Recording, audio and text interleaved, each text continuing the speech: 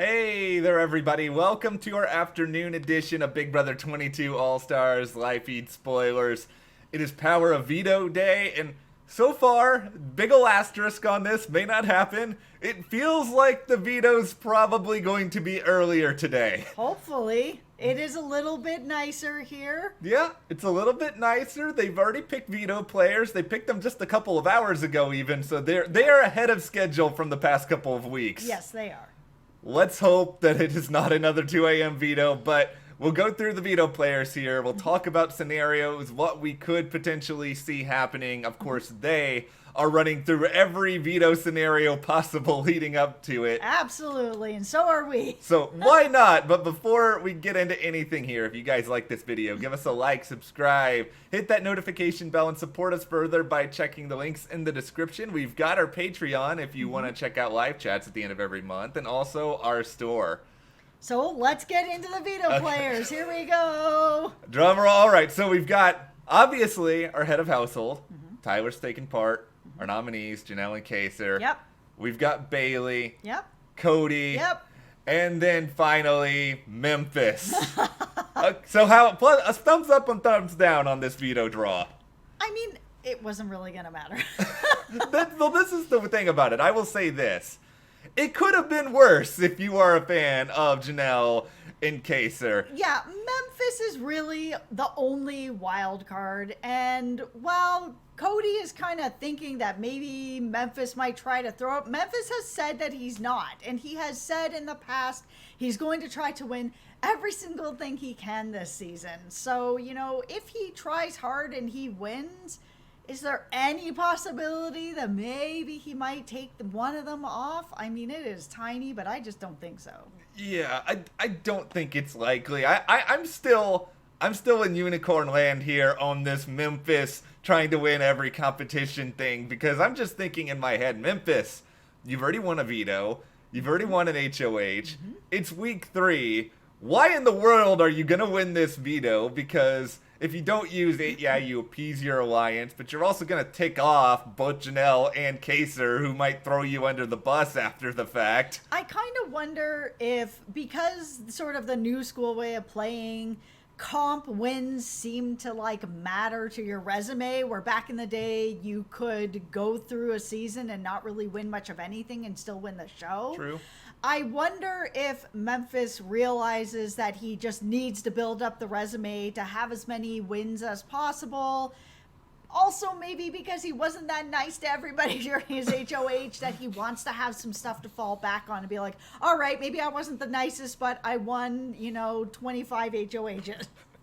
It is funny. There was even a brief conversation earlier where Danny was like, Memphis was really cool before he was HOH, and he was terrible, and now he's kind of cool again. Yep. HOH-itis, it is real. It is. Bayleigh, okay, so is there a universe where Bayleigh wins the veto or even tries for the veto, and if she wins it, she saves Janelle or Kaser? I think it's in her best interest to just throw this one. She's not in danger. She doesn't need to do anything to really tip the apple cart right now.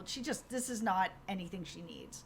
Regardless of whatever Memphis says to Tyler, and he said, I'm going to try to win this, let's plan ahead, let's try to make sure it happens, I think in their heads, Tyler and Cody are probably like, it's 2-on-2, it's us versus Janelle and Kaser, and I will say as well, I think that maybe Memphis and Bayleigh probably benefit Janelle and Kaser. Tyler and Cody are really good in comps. That's the bad part of this. It just really is going to depend on what this is. Yeah, because vetoes are not always based on strength. There's already the question of, if this is something where you have to take punishments, are some of these other people, like a Cody or a Tyler, are they so desperate to get Janelle out of the game that they are going to, like, let's say Tyler has to shave off those luscious curly locks. Will he do that to get rid of Janelle?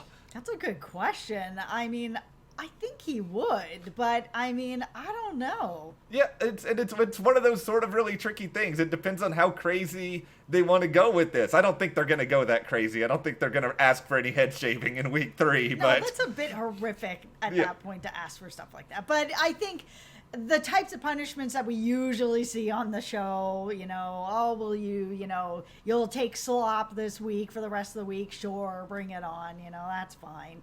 I think they will probably take on a lot of different stuff that's thrown their way because I think they're afraid that Janelle or Kaser would, because Janelle's so competitive. I feel like Janelle would sort of just take on anything at this point. Absolutely. I think if she has to take all the punishments to stay in the game, she will. Can we talk about the possibility of a Technotronics Memorial Spelling Competition? Yep, it seems like they're thinking that maybe the spelling competition might come back into play. Danny's been trying to sort of coach Tyler on it because he hasn't had this competition yet. I think he'll be just fine. Yeah, I don't really think Tyler needs coaching on how to spell specific words or how to prepare for this. Yeah, I don't think it's that difficult. I think Tyler will be fine. Yeah, you just think of a really long word that is easy to spell, understanding, that's one that's easily thrown out there. Don't spell shotgun. There are a lot of things that could get you a lot more success in this competition. Absolutely. Yeah, this is one of those sort of things. It's probably too early for OTAV, probably too early for Zingbot. I think because of the production limitations, it could be something as simple as the stealing Jeff Probst Survivor Immunity challenges again, like we saw at the Veto last week. Yeah, I think it's going to be something that's pretty simple. I've said this before. I'm worried that we're not going to really have OTAV at all. It is a really big setup. And it feels like with everything that's going on that the crew working behind the scenes is a little bit, more of a skeleton crew, which makes sense. It's a bit safer, but then we may not get the really elaborate, slip and slide HOH or stuff like that. I'm going to cast out here a prediction for the it. Veto, and I'm going to reel it in. Oh, what does that say? I think it says Kaser wins the power of Veto. I think I'm going to pick that up. I think everyone is so focused on Janelle, and, I would love for Janelle to win the Veto, don't get me wrong, but I think in 2020 in Big Brother, I don't want to get too hopeful about anything, but I feel like Kaser winning, it's at least something. It's going to bum me out that Janelle would probably go, but that's what I think is going to happen. I think Kaser's going to win. I would like to be as positive as you are. I don't know how I think Janelle fans are going to be sad at me. It's just like... I think having either one of them be saved would be great because that at least gives the other person somewhat of a shot of staying. It's low, but it's still a possibility that they won't get split up. But if they both stay on the block, then it's happening. So I just worry that because what we've seen sort of throughout past seasons that it is just the major alliance that will just keep going and going. I don't think Bayleigh's going to really try for it. Even if Memphis gets it, I don't think he's going to do anything. It really is 4 against 2. So it's just, if you're looking at the odds, what do you think is going to happen? I kind of think that Memphis is going to win this. Memphis! He's really trying to win everything he can. That's why it's like when Cody's all kind of like, I don't think, I'm not too worried about it. I think it's just the two of us against the two of them. Memphis isn't going to be really a part of this. Like, they shouldn't be counting him out. I think he wants to win everything. I believe him. Memphis, if you win this, you are a crazy man. I will say that right. You don't need to be winning this much this early in the game. No. Especially one that, I could totally see that happen. I am very worried about jinxing Janelle because I'm pretty sure I cursed her when I predicted that she was going to win this past HOH. It really just depends on what this competition is really what it's going to come down to. I mean, I know all the competitions are planned out in advance, and that's true, but is it possible that they have something that they think Janelle could do well at that was maybe planned for next week, and they're like, bring out the Janelle challenge this week sort of thing? That I feel like could happen. Hey, there's one thing that is true about all of this, is that for the HOH competition sets, they build them for a set number of people, right? So it's harder to shift those around. But for vetoes, they're always built for 6 people until you're really late in the game. So tinfoil hat there, very well appropriate for this moment. Thank you. Can we complain about Kevin now for a moment? I don't want to because I picked him to win, but it's just making me so upset. And before the season started, Kevin was a great pick. Honestly, he played so good in his season. It's just really irritating to see, he knows he's on the outside, and yet he's still complaining about Janelle and saying that she's talking down to him and that she's a little bit mean and all of this other stuff. And I'm sure this is sort of I'm going to go with the group think and demonize the outside, and maybe they will still not accept you, Kevin. They will use you, and then they will throw you away, and it makes me so sad. It is frustrating because Kevin is just stuck in that spot, and it's going to be very hard for him to move out of it. And I get why he's doing this. They're both on the block. Somebody's going home. He doesn't want to put his more eggs in that basket if that basket is getting smaller and smaller. It's just he is unable to break into this other bigger group. It's just not there for him. He is in trouble.